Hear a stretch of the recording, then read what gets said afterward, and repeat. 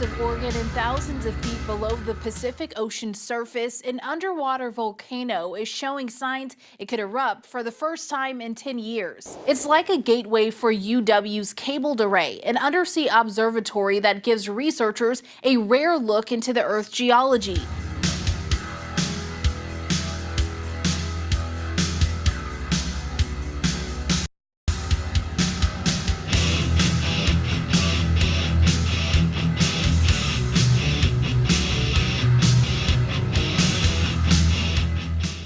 City. For the first time in 27 years, a World Series game will be played in Candlestick Park. The Battle of the Bay continues.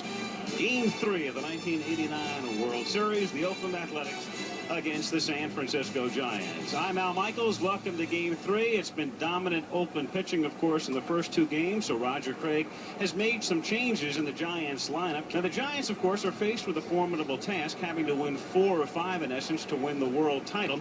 It has become less uncommon, though, in recent years for teams to overcome a 2-love deficit. Most recently, it was done by the New York Mets in 1986 against the Boston Red Sox, and it was done the year before as well in 1985 by Kansas City against St. Louis. So the Giants tonight will be sending Don Robinson to the mound, and for Oakland, it will be Bob Welch, and there's no designated hitter in effect in the National League Park.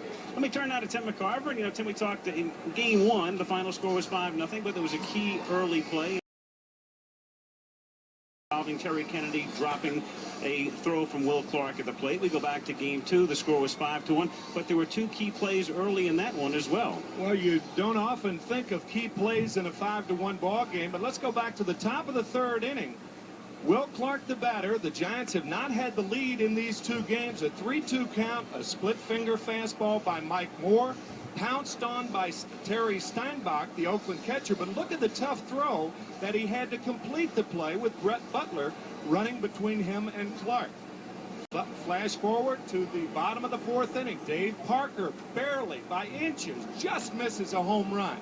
Candy Maldonado with the hesitation, allowing Jose Canseco to score, and he fails to get Dave Parker at take. I'll tell you what, we're having a nerve.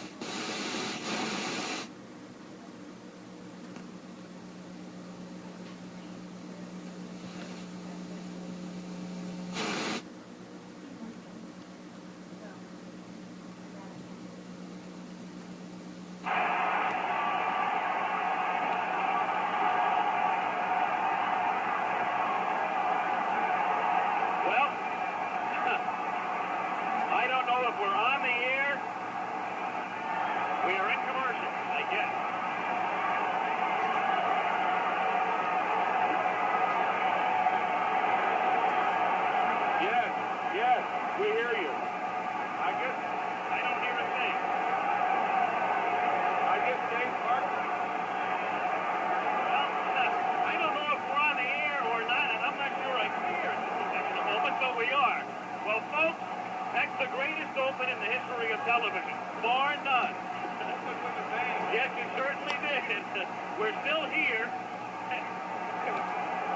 We are still, as we can tell, on the air, and I guess you are hearing us, even though we have no picture and no return audio, and we will be back, we hope, from San Francisco in just a moment.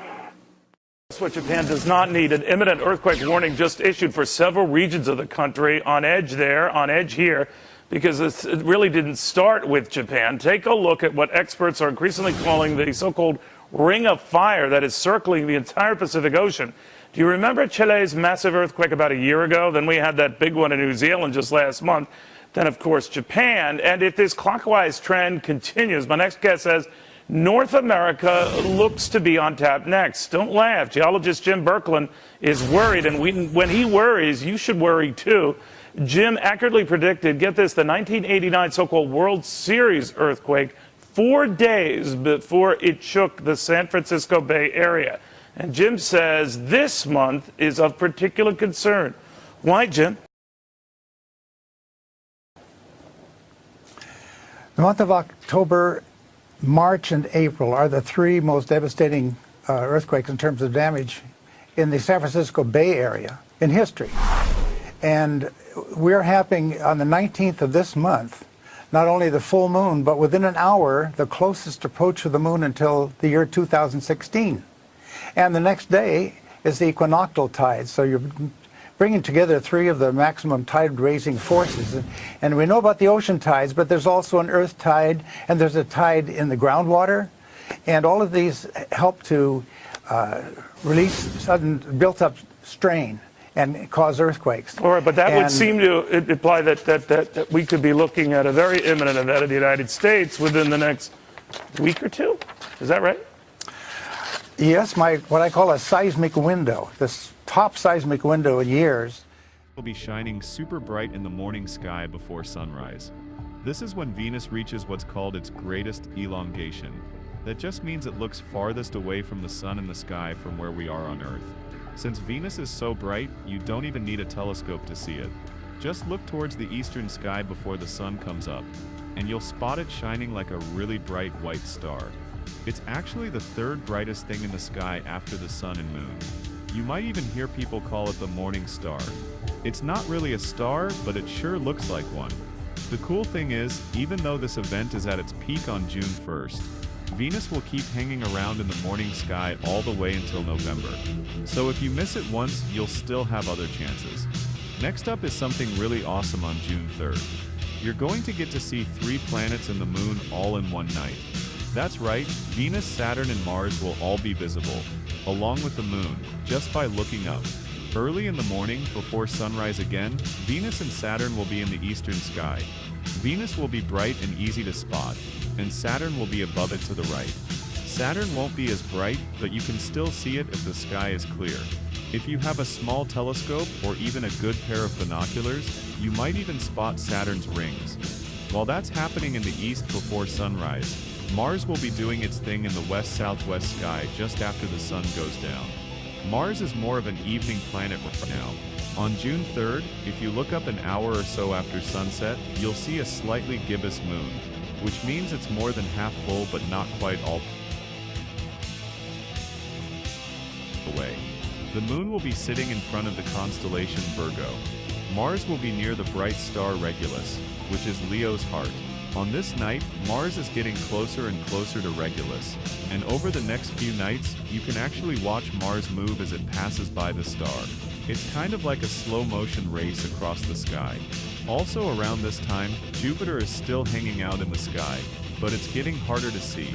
It's moving closer to the sun from our point of view, so it'll be low in the west after sunset, right in that bright part of the sky, where the sun just went down. By the end of the month, it'll basically vanish into the sunlight and come back in the morning sky in a few weeks. So if you want to catch a glimpse of Jupiter, do it early in June. Mercury is just starting to come back too, after being hidden by the sun. It's still pretty close to the horizon and sets just a little after the sun. But it's getting better each night and will be easier to see next month when it reaches its own greatest elongation. Now let's talk about June 10th.